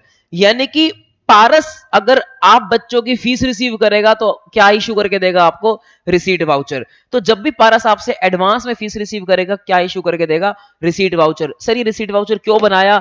इसलिए बनाया क्योंकि सर्विसेज के केस में जब भी एडवांस रिसीव होता है तो उसके केस में भी टाइम ऑफ सप्लाई बनता है और जीएसटी पे करना पड़ता है। तो एडवांस किस डेट को रिसीव हुआ, इसका सबूत क्या बनेगा? इसका सबूत बनेगा रिसीट वाउचर। तो गवर्नमेंट कहती है कि जब भी जो है क्या कहते हैं एडवांस पेमेंट रिसीव होती है, चाहे गुड्स के केस में हो चाहे सर्विस के केस में हो, क्या इशू करना पड़ेगा? रिसीट वाउचर इशू करना पड़ेगा। ऑल्दो गुड्स के केस में रिसीट वाउचर रेलेवेंट नहीं होता, बताओ क्यों? क्योंकि एडवांस के ऊपर जीएसटी नहीं लगता, लेकिन फिर भी जो है क्या कहते हैं अपना आपको इशू करना पड़ेगा। रिसीट वाउचर में क्या क्या डिटेल होगी? लगभग वही डिटेल है जो किसमें होती है? इनवॉइस में। इसके बाद चलते हैं आगे। अगला जो है क्या कहते हैं हमारे पास ये एक पॉइंट आता है, जब रिसीट वाउचर इशू कर रहे हो गए उस टाइम पे रिसीट वाउचर में टैक्स का रेट कौन सा लगाओगे? 5 लगाओगे, 12 लगाओगे, 18 लगाओगे, 28 लगाओगे? सर क्या मतलब है? भाई जो जिस गुड्स का रिसीट वाउचर होगा वही रेट लगाएंगे। एक्चुअल में गुड्स के केस में तो होगा ही नहीं, यहां पर किसके केस में होगा? सर्विस के केस में। क्योंकि गुड्स के केस में रेट हमेशा कब लगाया जाएगा? जब इनवॉइस बनेगा। रिसीट वाउचर पे कभी भी टैक्स नहीं लगाया जाएगा। लेकिन फिर भी जो है क्या कहते हैं गवर्नमेंट कहते हैं कि चलो सर्विस के बारे में बात कर लो, रेट कौन सा लगाओगे? 5 लगाओगे, 12 लगाओगे, कौन सा लगाओगे? गवर्नमेंट कहती है जब भी रिसीट वाउचर के टाइम पे आपको ना पता हो कि इसके बदले में कौन सी सर्विस दी जाएगी, 5 वाली, 12 वाली, 18 वाली, 28 वाली, तो गवर्नमेंट कहती है रेट कौन सा लगा देना? 18, क्योंकि मेजोरिटी सर्विसेज किस पे कवर्ड है? 18 में। और अगर आपको पता ना हो कि रेसिपिएंट कहां का होने वाला है, इंटरेस्ट रेट है या इंटरेस्ट रेट, तो क्या लगा देना? Interest rate. तो ये एमसीक्यू बन के आ सकता है। इसके बाद अगला वाउचर आता है रिफंड वाउचर। रिफंड वाउचर क्या होता है? ये बच्चा मान लेते हैं ये सारा ने पारस में फीस जमा कराई, हमने इसको क्या इशू करके दे दिया? Receipt voucher. अब क्या हुआ? सारा कहती सर हमारे को तो इसने 2-4 दिन क्लास लगाई, कहती पसंद नहीं आ रही, पढ़ाई जो है समझ नहीं आ रही, ये टीचर जो है अजीब सा है, तो हमें जो है सारे पैसे वापस चाहिए। तो दुष्यंत सर हो गए परेशान, दुष्यंत सर ने इसको जो है सारे पैसे वापस कर दिए, इसके मुंह पे दे करवारे, और सारे पैसे वापस कर दिए। अब पैसे वापस हो रहे हैं, इसको बोलते हैं रिफंड। पैसे रिफंड हो रहे हैं। अब रिफंड हो रहे हैं तो उस रिफंड के बदले में क्या इशू किया जाएगा? Refund voucher. रिफंड वाउचर तब इशू किया जाता है जब दो कंडीशन सेटिस्फाई होती है। दो कंडीशन कौन सी? No supply no invoice, no supply no invoice. क्योंकि एग्जांपल के तौर पे सारा ने हमें जो है क्या कहते हैं पैसे दे दिए, 1 लाख रुपए फीस दे दी, हमने इसको पढ़ा भी दिया, 9 महीने पढ़ा भी दिया। पढ़ाने के बाद ये कहती कि सर जो है क्या कहते हैं अपना मुझे मजा नहीं आया, पैसे वापस करो। और फिर जो है क्या कहते हैं सर ने कहा नहीं मिलेंगे पैसे, आप पढ़ चुके हो, सर्विस ले चुके हो। फिर भी कहती पैसे वापस करो, यहाँ लेट गई जमीन पर वगैरह वगैरह। तो भूख हड़ताल में बैठ गई। तो हमने ठीक है पैसे वापस कर दिए, रिफंड कर दिया। अब रिफंड वाउचर इश्यू नहीं होगा। चाहे हमने पैसे इसको वापस कर दिए फिर भी रिफंड वाउचर इशू नहीं होगा। क्यों इशू नहीं होगा? क्योंकि सप्लाई हो चुकी है। Once supply has been completed you have to make the invoice. आपको इनवॉइस बनाना पड़ेगा, गवर्नमेंट को जीएसटी पे करना पड़ेगा, चाहे तुम्हें कस्टमर से पैसा रिसीव हो या ना हो। दूसरा, अब दूसरा केस क्या है? दूसरा केस है सारा ने 1 लाख रुपए दिए और हमने रिसीट इसको क्या इशू करके दिया? Receipt voucher. पहले तो रिसीट वाउचर इशू करके दिया, इसके बाद हमने इनवॉइस भी बना दिया। अभी सप्लाई हुई नहीं थी, जल्दबाजी है, पता नहीं क्या दिक्कत है, इनवॉइस बना दिया। इनवॉइस बना दिया, इनवॉइस बनाकर क्या लग गया? जीएसटी। अब सारा ने जो है क्या कहते हैं कोचिंग नहीं ली, सप्लाई तो कंप्लीट नहीं हुई, लेकिन इनवॉइस बन चुका था। 2 दिन बाद ही उसने क्या कहते हैं पैसे क्या मांग लिए? रिफंड। हमने कहा अब तो इनवॉइस बन चुका है, अब रिफंड नहीं होंगे। फिर से वापस वही भूख हड़ताल में बैठ गई और फिर हमने जो है क्या कहते हैं 1 लाख रुपए वापस जो है रिफंड कर दिए। अब रिफंड बताओ क्या रिफंड वाउचर इशू होगा? नहीं, अब इशू होगा क्रेडिट नोट। क्योंकि इनवॉइस इशू हो चुका है, इनवॉइस को काटने के लिए क्या इशू किया जाएगा? Credit note. क्योंकि सप्लाई नहीं की गई है, सप्लाई नहीं हुई है, तो इनवॉइस इशू हुआ है। अब सब इनवॉइस को कैंसिल करना पड़ेगा, तो इसलिए क्या इशू किया जाएगा? क्रेडिट नोट जो है इसको इशू किया जाएगा। तो इसको इशू किया जाएगा क्रेडिट नोट। तो इसका मतलब रिसीट वाउचर सिर्फ रिसीट वाउचर नहीं, रिफंड वाउचर सिर्फ एक ही केस में होगा, नो सप्लाई नो इनवॉइस, तभी क्या इशू किया जाएगा? Refund voucher. रिफंड वाउचर का भी सेम फॉर्मेट रहता है, कोई खास बात नहीं है। अगला केस आता है कि भाई पेमेंट वाउचर। पेमेंट वाउचर क्या होता है? ये आरसीएम के केस में इंपॉर्टेंट है। किस केस में इंपॉर्टेंट है? आरसीएम। आरसीएम के केस में जब भी कौन, जब भी रेसिपिएंट क्या करेगा? पेमेंट करेगा। जब भी रेसिपिएंट क्या करेगा? पेमेंट करेगा, तो वो क्या इशू करेगा? Payment voucher. बताओ पेमेंट वाउचर क्यों करेगा इशू? क्योंकि आरसीएम के केस में टाइम ऑफ सप्लाई कैसे निकाला जाता है? टाइम ऑफ सप्लाई निकाला जाता है पेमेंट की डेट और गुड्स की रिसीट होने की डेट, या फिर 60 days 30 days from the date of issue of invoice whichever is earlier, या फिर सर्विसेज के केस में जो है 61 डेज किया जाता है। बट दोनों केस में पेमेंट की डेट क्या होती है? रेलेवेंट। तो इसलिए हम यहां पर क्या इशू करेंगे? Payment voucher. सर यहां पर हम पेमेंट जब दे रहे हैं सप्लायर को, तो सप्लायर को क्या इशू करना चाहिए? Receipt voucher. भाई हो सकता है सप्लायर इशू ना करे, क्योंकि सप्लायर हो सकता है क्या हो? अनरजिस्टर्ड।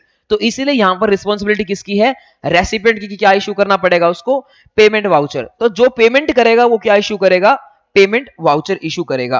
पेमेंट वाउचर तो कंपलसरी है, चाहे आप रजिस्टर्ड हो अनरजिस्टर्ड हो कैसे भी हो, अगर आपके ऊपर आरसीएम लग रहा है तो पेमेंट वाउचर क्या है? कंपलसरी। हो सकता है इनवॉइस कौन बना रहा हो? सप्लायर, फिर भी पेमेंट वाउचर किसको इशू करना पड़ेगा? रेसिपिएंट को। मतलब पेमेंट वाउचर कंपलसरी है, चाहे इनवॉइस कोई भी बनाए इस केस के अंदर। इसके अलावा ये डायग्राम यही बताना चाहता है कि पेमेंट वाउचर तो कंपलसरी है, चाहे इनवॉइस चाहे सप्लायर रजिस्टर्ड हो तो सप्लायर इनवॉइस बनाएगा, सप्लायर अनरजिस्टर्ड हो तो रेसिपिएंट इनवॉइस बनाएगा। बट पेमेंट वाउचर तो कंपलसरी है। हमेशा जो है जब भी आरसीएम लगेगा तब हमेशा जो है क्या कहते हैं क्या बनाना पड़ेगा? पेमेंट वाउचर बनाना पड़ेगा। क्या आपको बात समझ आती है? अब देखते हैं आगे और क्या बच गया है इस चैप्टर के अंदर। तो इस चैप्टर के अंदर अब लास्ट एक आधा टॉपिक बच गया है। वो एक टॉपिक कौन सा है? डिलीवरी चलान का। डिलीवरी चलान याद है मैंने अभी आपको थोड़ी देर पहले बताया था कि डिलीवरी चलान तब बनाना पड़ता है जब इनवॉइस नहीं बनाना पड़ता, लेकिन फिर भी क्या होता है? मूवमेंट ऑफ गुड्स होता है। तो सिर्फ गुड्स के केस में बनाना पड़ता है, सर्विस के केस में तो ऐसा होता नहीं है। तो सिर्फ गुड्स के केस में बनाना पड़ता है। तो इसमें कौन कौन से अपना एग्जाम्पल कवर्ड होते हैं? पहला एग्जाम्पल है सप्लाई ऑफ एलपीजी। आपने देखा होगा, भाई तुमने देखा नहीं ना, मेरा तो काम यही है, जीएसटी पढ़ाता हूं मैं, नोटिस करता रहता हूं। रोड पे जा रहा था, सामने ना एक एलपीजी गैस का कंटेनर जा रहा था, बहुत बड़ा सा कंटेनर होता है, उसके अंदर लिखा होता है हाईली इनफ्लेमेबल, दूर रहो, गाड़ी दूर रखो उससे। ठीक है, कहीं आपने थार बिठा दी तो धमाका हो सकता है। तो वहां पर जो है क्या कहते हैं अपना ऐसा लिख रखा होता है। अब वो क्या होता है, जो उसमें गैस का कंटेनर होता है वो क्या करता है? हर गैस के स्टेशन पे जाकर थोड़ा थोड़ा अपना गैस सप्लाई करता है। तो जब वो गैस कंटेनर जा रहा होगा ना फैक्ट्री से, उस टाइम तक जो है क्या कहते हैं इनवॉइस नहीं बना होगा। बताओ क्यों नहीं बना होगा? क्योंकि हमें पता नहीं ना कि गैस का कंटेनर कौन सी बरवाला जाकर कितना जो है अपना सप्लाई करेगा, हिसार जाकर कितना सप्लाई करेगा, भिवानी जाकर कितना सप्लाई करेगा। दिल्ली से आया बेचारा गैस का कंटेनर भरा हुआ, यहाँ गैस एजेंसी में आएगा और थोड़ी सी गैस सप्लाई करेगा। तो कहने का मतलब जब तक हमें पता नहीं होता कि भाई कितनी एलपीजी सप्लाई की जाएगी, तब तक हम इनवॉइस नहीं बना सकते। तो जब वो कंटेनर चलेगा तो वहां से क्या बनाकर चलेगा? डिलीवरी चालान। क्योंकि मूवमेंट हो रही है गुड्स की, बट हमारे पास क्या नहीं है, अभी क्वांटिटी नोन नहीं है, तो इसलिए जो है क्या कहते हैं हम क्या बना के चलेंगे? डिलीवरी चालान। इसके अलावा आगे लिखा रखा है transportation of goods for any reason other than supply. Supply के अलावा और कौन सा रीजन हो सकता है? हो सकता है स्टॉक ट्रांसफर हो, स्टॉक ट्रांसफर बिटवीन डीडीपी, नहीं बिटवीन डीडीपी नहीं, बिटवीन एक ही जीएसटी नंबर में दो ब्रांच आती हो सकता है आपका, एक ब्रांच हिसार में है, एक ब्रांच कहां पर है? भिवानी में। एक ही जीएसटी नंबर में दो ब्रांच आती हैं, उनके बीच में जब स्टॉक ट्रांसफर होगा, उनको सप्लाई नहीं बोलते, तो उसके बीच में जब भी स्टॉक ट्रांसफर होगा तो क्या बनाना पड़ेगा आपको? डिलीवरी चालान। सैनी स्वीट्स की ये अपना पीएलए ब्रांच और अपना एक सैनी स्वीट्स की 911 में ब्रांच है, वहां पे मिठाइयों का ट्रांसफर होगा तो क्या बनाना पड़ेगा? डिलीवरी चालान बनाना पड़ेगा। इसके अलावा कोई और चीजें हो सकती हैं जहां पर डिलीवरी चालान बनाना पड़ेगा। यहां पर एक वो भी आता है गुड्स सेंट ऑन अप्रूवल, उस केस में भी क्या बनाना पड़ता है? डिलीवरी चालान, क्योंकि वहां पर भी अभी पता नहीं होता कि सप्लाई हुई है। या फिर सीटीबी के केस में भी क्या बनाना पड़ता है? डिलीवरी चालान बनाना पड़ता है, क्योंकि वहां पर भी पता नहीं होता कि भाई वहां जाकर कितना सामान बिकेगा कितना नहीं बिकेगा। जब वो सामान लोड करके हरियाणा से जा रहा होगा तो क्या बनाकर जाएगा? डिलीवरी चालान।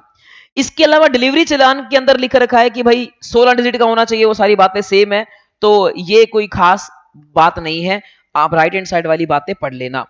डिलीवरी चालान की भी 3 कॉपी बनाई जाती है, एक किसके लिए? सप्लायर, एक किसके लिए? रेसिपिएंट, और तीसरी ट्रांसपोर्टर के लिए। इसके अलावा लिख रखा है अपना ईवे बिल भी बनता है डिलीवरी चालान का, वो तो ईवे बिल में बताऊंगा मैं आपको।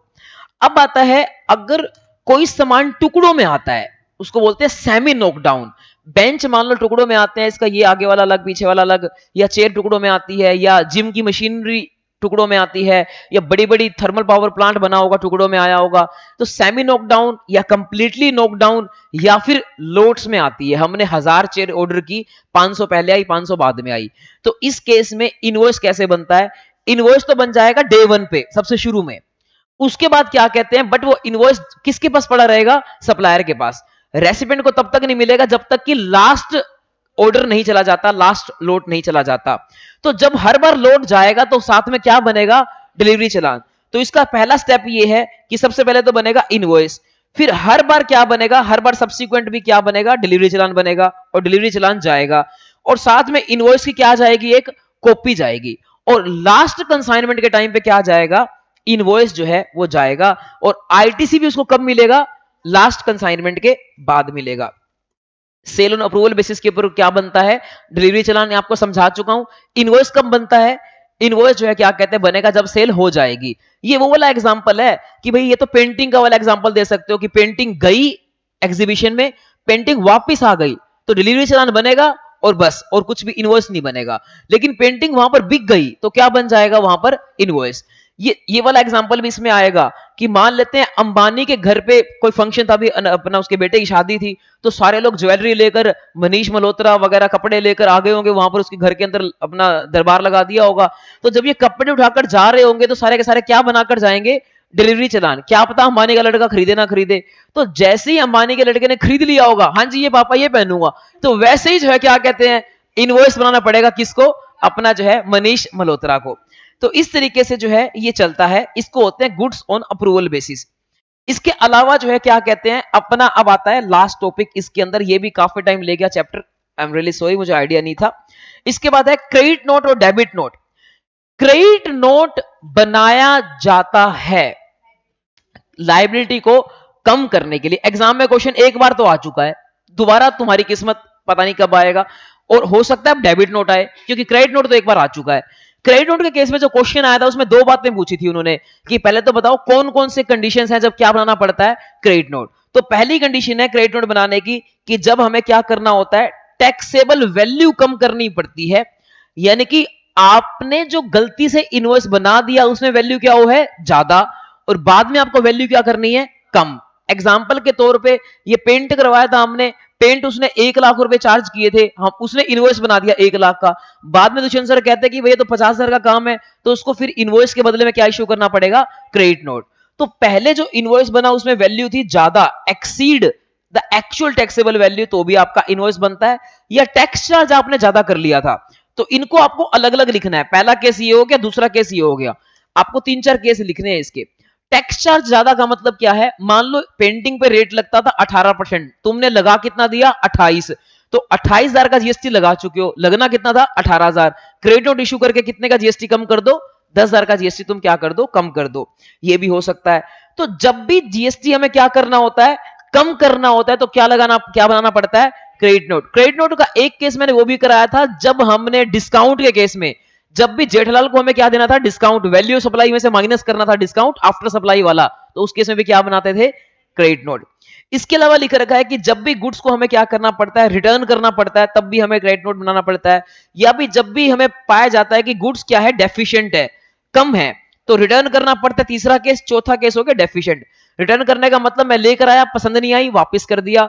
हाँ, अगर वो अप्रूवल बेसिस पे लेकर आया था तो क्रेडिट नोट नहीं बनेगा, क्योंकि इनवॉइस ही नहीं बना होगा। और अगर क्या कहते हैं अपना, हम किस लिए लेकर आए थे, हम इनवॉइस बनवा कर लेकर आए थे, फिर वापस करते हैं, तो क्या बनेगा, क्रेडिट नोट। इसके अलावा लिख रखा है गुड्स डेफिशिएंट, मतलब ये है हमने सामान मंगवाया था 1000 यूनिट, घर पहुंचा तो पता लगा 900 यूनिट, 100 यूनिट का क्या इशू करना पड़ेगा, क्रेडिट नोट। तो ये सब केसेस के केस में हम क्रेडिट नोट इशू कर सकते हैं। और लिख रखा है वन और मोर इनवॉइसेस। एक बार ये क्वेश्चन भी आया था कि मान लो 3 इनवॉइस हैं, इन तीनों इनवॉइस के लिए एक सिंगल क्रेडिट नोट इशू कर सकते हैं क्या, यस, तीनों इनवॉइस के लिए भी हम क्या कर सकते हैं, एक क्रेडिट नोट भी इशू कर सकते हैं, अलग अलग भी इशू कर सकते हैं। इसके बाद अगला क्वेश्चन आता है कि क्रेडिट नोट इशू करने की लास्ट डेट क्या होती है। तो क्रेडिट नोट इशू करने की लास्ट डेट होती है 30th of November following the end of the financial year और filing of annual return whichever is earlier. Suppose करो क्या हुआ कि आपसे अप्रैल मई जून में गलती हुई, अप्रैल मई जून में आपने ज्यादा के इनवॉइस बना दिए, बाद में आपको पता लगा कि इनवॉइस क्या करने हैं, कम के करने हैं। तो इन महीनों के लिए सबसे लास्ट टू लास्ट कब तक क्रेडिट नोट इशू कर सकते हो, अगले साल की 30/11 और filing of annual return of this year which ever is earlier. ये वही है डेट जो कि किसकी होती है, आईटीसी अवेल करने की होती है। सेम वही डेट है कि क्रेडिट नोट इशू करने की भी लास्ट डेट वही है। इसके अलावा जो है क्या कहते हैं, ये बात भी आ जाती है। फिर 3 और 4th में आता है डेबिट नोट के बारे में। डेबिट नोट कब इशू करने पड़ते हैं, इससे ठीक क्या हो जाता है, उल्टी। क्या उल्टी हो जाता है कि भाई जब भी वैल्यू ऑफ सप्लाई कम रह जाती है तो आपको क्या इशू करना पड़ता है, डेबिट नोट। या फिर गुड्स आपने एक्चुअल में मंगाई थी, कम आ गई क्या, ज्यादा, टैक्स लायबिलिटी आपको क्या करनी है, बढ़ानी है, तो भी क्या इशू करनी पड़ता है, क्रेडिट नोट, डेबिट नोट। तो डेबिट नोट तब इशू करना पड़ता है जब लायबिलिटी बढ़ानी हो। तो देखो क्या लिखा रखा है कि कब कब इशू करना पड़ता है, जब टैक्सेबल वैल्यू लेस पाई जाती है, टैक्स चार्ज लेस पाया जाता है। एग्जांपल के तौर पे यहां पर मान लेते हैं ये मोबाइल है, मोबाइल पे रेट लगता है 18%, बट जब उस गधे ने इनवॉइस बनाया तो रेट कितना लगा दिया, 12%। अब उसको डेबिट नोट बनाना पड़ेगा और बाकी का जो डिफरेंस है 6% का, वो डेबिट नोट में डालना पड़ेगा। बात समझ आती है। तो जब भी टैक्स की लायबिलिटी क्या करनी हो, बढ़ानी हो, क्या इशू करना पड़ता है, डेबिट नोट। इसके अलावा लिखा रखा है जब भी हमें क्या कहते हैं, बस यही है, डेबिट नोट इशू करना पड़ता है। वन और मोर टैक्स इनवॉइस, यानी कि 4 टैक्स इनवॉइस का क्या एक डेबिट नोट इशू किया जा सकता है, यस, हम एक डेबिट नोट इशू कर सकते हैं। क्या डेबिट नोट को इशू करने की लास्ट डेट है, नहीं, नो, नेवर। क्योंकि गवर्नमेंट की इससे क्या होता है, फायदा। जब भी गवर्नमेंट की कमाई होती है वो लास्ट डेट नहीं देती। गवर्नमेंट कहती है जब भी डेबिट नोट बनाओगे, कभी मर्जी बना लो, जैसे ही बनाओगे उससे अगले महीने के रिटर्न में आपको इसको डालना पड़ेगा और हमें क्या देना पड़ेगा, टैक्स देना पड़ेगा। तो डेबिट नोट की कोई लास्ट डेट नहीं है। आपको 2 साल बाद पता लगता है तब भी आप क्या बना सकते हो, डेबिट नोट बना सकते हो, कोई भी दिक्कत नहीं है। पर जब भी बनाओगे ना, बनाते ही अगली रिटर्न के अंदर उसको क्या कहते हैं, डाल देना और टैक्स पे कर देना। तो यही लिख रखा है कि जब भी आप डेबिट नोट बनाओगे, शेल डिक्लेयर, आपको डिक्लेयर करना पड़ेगा वो वाला डेबिट नोट इन द अपना in the return for the month, उसी महीने की रिटर्न में आपको डिक्लेयर करना पड़ेगा और टैक्स लायबिलिटी पे करनी पड़ेगी साथ के अंदर। डेबिट नोट का दूसरा नाम होता है सप्लीमेंट्री इनवॉइस। एमसीक्यू आ सकता है, डेबिट नोट का दूसरा नाम क्या होता है, सप्लीमेंट्री इनवॉइस। क्या नाम होता है दूसरा, सप्लीमेंट्री इनवॉइस। तो क्रेडिट नोट जो है क्या कहते हैं अपना, हाँ, तो ये आपको बता दिया था। अच्छा, एक और बात होती है कि जिन डिस्काउंट के केस में क्या इशू किया जाता है, क्रेडिट नोट। अगर डिस्काउंट ऐसा हो जिसको वैल्यू सप्लाई में से माइनस ना किया जाए, फिर उसमें क्रेडिट नोट इशू नहीं किया जाता, उसमें कमर्शियल क्रेडिट नोट इशू किया जाता है, यानी कि जो अकाउंटिंग वाला क्रेडिट नोट होता है वो इशू किया जाता है। मतलब सप्लायर कहता है कि मेरे को डिस्काउंट तो देना ही देना है, लेकिन अगर आप वैल्यू सप्लाई में से माइनस नहीं कर सकते, यानी कि टैक्स तो उतना ही चार्ज करोगे, तो उस केस में फिर क्या कहते हैं, अपना कौन सा क्रेडिट नोट इशू करना पड़ेगा, कमर्शियल वाला आपको क्रेडिट नोट इशू करना पड़ेगा। इसके अलावा जो है क्या कहते हैं, अपना डेबिट नोट की सारी बातें बता दी हैं और ये चैप्टर होता है खत्म। एक लास्ट पॉइंट आता है ये वाला, ये पॉइंट ये है कि जिस भी बंदे के पास जीएसटी नंबर नहीं है तो वो बंदा अनऑथोराइज कलेक्शन ऑफ टैक्स नहीं कर सकता। मतलब मैं एक बार, याद है मैंने एग्जांपल दिया था, नैनीताल गया था, पता नहीं कहीं पहाड़ों पे गया था, उसके पास कोई जीएसटी नंबर नहीं था, उसने बिल पे जीएसटी लगा दिया, तो अनऑथोराइज कलेक्शन ऑफ टैक्स होता है, ऐसे नहीं कर सकते। या किसी प्रोडक्ट के ऊपर 18% लगता है, आप 28 नहीं चार्ज कर सकते, किसी में 5 लगता है, आप 12 नहीं चार्ज कर सकते, तो आप अनऑथोराइज कलेक्शन ऑफ टैक्स नहीं कर सकते, नहीं तो पड़ेंगे डंडे। इसके अलावा जो है क्या कहते हैं अपना, और कोई खास बात नहीं है। अब मैं देखता हूं इसमें कोई अमेंडमेंट है तो वो आपको करा देता हूं। जैसे पहली अमेंडमेंट करा चुका, कितने करोड़ वाली, 5 करोड़ की लिमिट है, ये करा चुका। दूसरी अमेंडमेंट क्या है, दूसरी अमेंडमेंट ये है कि अगर आप सप्लाई करते हो गवर्नमेंट को, ये वैसे मैंने आपको अमेंडमेंट लेक्चर में कवर किया है, बट आपको फटाफट बता देता हूं। अगर आप क्या करते हो, अगर आप सप्लाई करते हो किसको, अगर आप सप्लाई करते हो गवर्नमेंट को, तो और गवर्नमेंट का वो डिपार्टमेंट रजिस्टर्ड है just for the purpose of deduction TDS, तो उसको बी टू बी सेल मानेंगे या बी टू सी सेल मानेंगे। मान लो मैंने है, मेरी टर्नओवर क्या है, 5 करोड़ से ज्यादा है, मेरी टर्नओवर 5 करोड़ से ज्यादा है, तो मेरे ऊपर क्या अप्लाई हो जाता है, ई इनवॉइस। अब मैंने सप्लाई किसको किया, गवर्नमेंट को, गवर्नमेंट के ऐसे डिपार्टमेंट को सप्लाई किया जिसकी टर्नओवर 5 करोड़ से नहीं नहीं, गवर्नमेंट के ऐसे डिपार्टमेंट को सप्लाई किया जो कि रजिस्टर्ड है just for the purpose of deduction of TDS. तो अब मेरी इस सेल को बी टू बी माना जाएगा या बी टू सी माना जाएगा, उसको बी टू बी माना जाएगा, चाहे गवर्नमेंट का डिपार्टमेंट रजिस्टर्ड हो just for the purpose of deduction of TDS, but उसको बी टू बी की तरह माना जाएगा और आपको क्या बनाना पड़ेगा, ई इनवॉइस। देखो इन्होंने क्या लिखा है, इन्होंने लिखा है कि भाई अगर आप क्या कहते हैं अपना गवर्नमेंट के ऐसे डिपार्टमेंट को करते हो, जो कि क्लैरिफाई किया जाता है कि गवर्नमेंट का डिपार्टमेंट जो कि रजिस्टर्ड है just for the purpose of TDS, उसको हम क्या मानेंगे, उसको हम कंपलसरी रजिस्ट्रेशन लेना पड़ता है, उसको हम रजिस्टर्ड पर्सन मानेंगे। तो इन्होंने बोला है उसको ट्रीटेड एज रजिस्टर्ड पर्सन, उसको रजिस्टर्ड पर्सन माना जाएगा, इसीलिए जो है उसको बी टू बी माना जाएगा। बी टू बी माना जाएगा तो generation of E invoice is required. इसकी डिटेल मैंने डायग्राम भी कहां बनवा के दे रखा है आपको, अमेंडमेंट लेक्चर में बना के दे रखा है, वो आप देख लेना। इसके अलावा बस बेटे इसी के साथ हमारा चैप्टर होता है खत्म। मिलेंगे आपसे नेक्स्ट क्लास में। सी यू, बाय बाय, टाटा।